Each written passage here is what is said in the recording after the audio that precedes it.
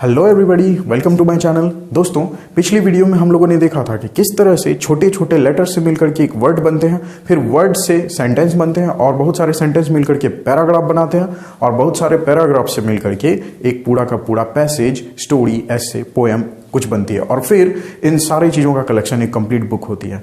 तो आज के हमारे इस वीडियो में हम लोग सीखेंगे कि किस तरह से हमें अपनी इंग्लिश लैंग्वेज की लर्निंग को अच्छे से बढ़ाना चाहिए। हमें एक बेटर स्पीकर बनना है, एक बेटर राइटर बनना है, एक बेटर रीडर बनना है। तो ये सारी चीज़ों को आप ओवरऑल डेवलपमेंट कैसे करेंगे, इसे करने के लिए आपको कुछ स्टेप्स फॉलो करने की ज़रूरत है। तो इस वीडियो में मैं आपके सामने कुछ इंस्ट्रक्शन देने जा रहा हूँ। ये वीडियो थोड़ा लंबा हो सकता था, इसीलिए इस वीडियो को मैंने 2 पार्ट में बनाया है। तो चलिए पहला पार्ट शुरू करते हैं बिना किसी देर के।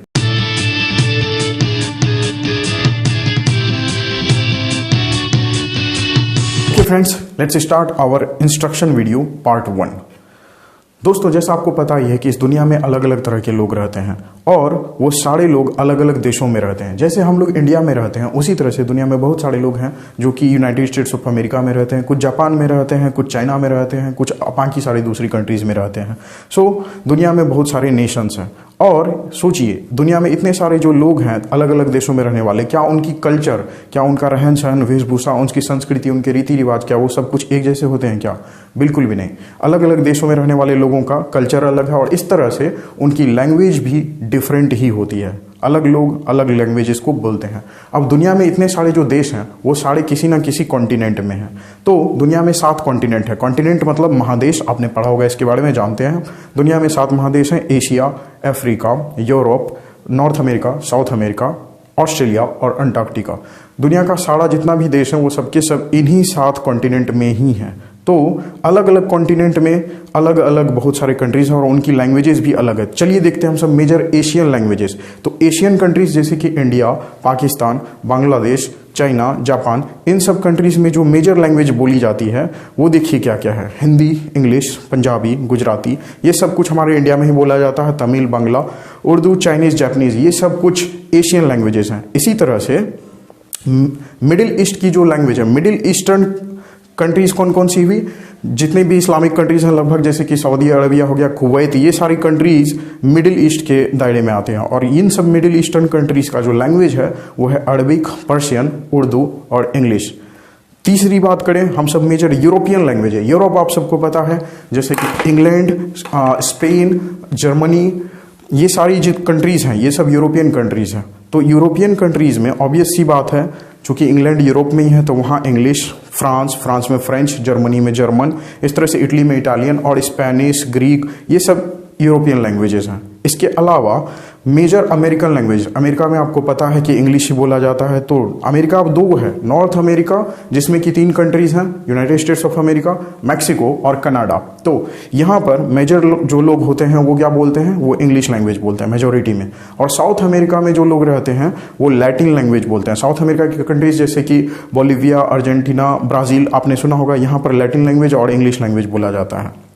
इसके अलावा हम बात करें ऑस्ट्रेलिया की और अफ्रीका की, तो ऑस्ट्रेलिया में जो लैंग्वेज बोला जाता है वो हमारा इंग्लिश ही होता है। लेकिन पहले अफ्रीका की बात करते हैं तो अफ्रीका में बहुत सारी लैंग्वेजेस बोली जाती है। यहाँ पर Arabic, Somali, Swahili, English, French, ये सब बोली जाती है। इसके अलावा ऑस्ट्रेलिया में आप देख सकते हैं, ऑस्ट्रेलिया में इंग्लिश लैंग्वेज ही बोली जाती है। तो दुनिया के इतने सारे कॉन्टिनेंट में आपने एक चीज़ तो कॉमन देखा होगा, हर जगह इंग्लिश लैंग्वेज बोला जाता है। अब सवाल ये है कि what is the use of language? चाहे कोई भी लैंग्वेज इंसान बोले, लैंग्वेज का यूज़ क्या होता है, पहले हम सब इस पर चर्चा करते हैं। तो लैंग्वेज का बेसिकली इस्तेमाल करते हैं हम लोग अपने इन्फॉर्मेशन और अपने आइडियाज़ को शेयर करने के लिए। इन्फॉर्मेशन और आइडियाज़, साथ ही साथ अपने जो भी हमारे थॉट्स होते हैं और जो हमारे इमोशंस होते हैं उसको एक्सप्रेस करने के लिए।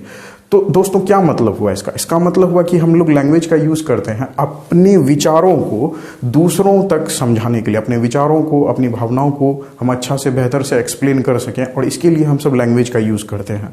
तो किसी भी लैंग्वेज का हम सब यूज कर सकते हैं एक ही बात को समझाने के लिए। बात सिंपल है, अगर आपको एक से ज़्यादा लैंग्वेज आती है तो आप अपने एक ही आइडिया को, एक ही थॉट को आप एक से ज़्यादा लैंग्वेज में आप दूसरों के सामने एक्सप्रेस कर सकते हैं, बशर्ते आप जिसके सामने बोल रहे हैं वो आदमी भी उस लैंग्वेज को समझे। तो same information, ideas, thoughts and emotion can be expressed in different languages. आप एक ही आइडिया को अलग अलग लैंग्वेज में एक्सप्रेस कर सकते हो। इससे एक बात तो साबित होती है कि कोई भी लैंग्वेज ना तो किसी से ज़्यादा स्ट्रांग है और ना ही किसी से ज़्यादा वीक है। हर लैंग्वेज अपने आप में बराबर है। आप सभी लैंग्वेज में एक ही जैसे विचार को आप एक्सप्रेस कर सकते हो, मगर इंग्लिश को ग्लोबल लैंग्वेज मान लिया गया है और इसीलिए हम सब इंग्लिश को सीखते हैं। चलिए आगे देखते हैं, how to learn English properly. दोस्तों, आप इंग्लिश को हम सबको सीखना तो है, लेकिन कैसे उसको प्रॉपरली सीखें।